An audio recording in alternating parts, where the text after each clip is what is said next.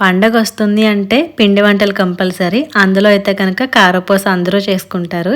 ఇది కొంచెం ఎక్కువ క్వాంటిటీలో కారంగా ఉండేలాగా, అలాగే గుల్లగా ఉండేలాగా చేసుకోవడం చూపిస్తున్నాను. ఇదొచ్చేసి మసాలా కారపూస అని పిలుస్తారు మా ఇంట్లో. దీనికోసం ఏంటంటే ఒక 4, 5 ఇంచుల వరకు అల్లం ముక్కలు వేసుకొని, ఒక వెల్లుల్లిపాయ నుంచి తీసిన రెబ్బలు, 2 టీ స్పూన్ల వాము, 20 పచ్చిమిర్చి వేసుకుంటున్నాను. కారం తక్కువగా ఉంటే కనుక 25 కూడా వేసుకోవచ్చు. ఇవన్నీ వేసి కొద్దిగా వాటర్ వేసుకుని మెత్తగా గ్రైండ్ చేసి స్ట్రైనర్లోకి వేసుకొని కొంచెం వాటర్ వేసి అదంతా కూడా వడకట్టేసుకుని ఆ పిప్ప అంతా కూడా సపరేట్ చేసేసుకొని వాటర్ని విధంగా రెడీ చేసుకోవాలి. ఇప్పుడు ఒక బౌల్లోకి జల్లించుకునే శనగపిండి 6 కప్పులు వేసుకుంటున్నాను. అంటే కొంచెం ఎక్కువ చేస్తున్నాను కాబట్టి కేజీన్నర తీసుకున్నాను.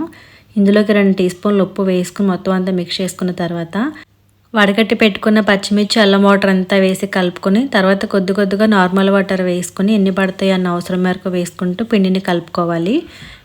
ఈ పిండి మరీ గట్టిగా కాకుండా చూపిస్తున్న విధంగా కలుపుకుంటే కారపూస వేసుకోవడానికి వీలుగా ఉంటుంది. తర్వాత కారపూస గొట్టంలోకి పిండిని పెట్టుకుని క్లోజ్ చేసేసి స్టవ్ పై కొంచెం బాగా మరిగించుకున్న ఆయిల్లోకి విధంగా కారపూసను వేసుకోవాలి.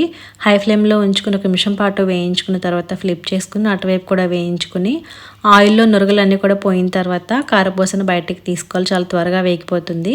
సో అన్నీ కూడా ఇలానే చేసుకుంటే మనకి కారంగా చాలా బాగుంటుంది మసాలా కారపూస. సో మీరు ట్రై చేయండి. రీల్ నచ్చితే లైక్ అండ్ ఫాలో చేయండి.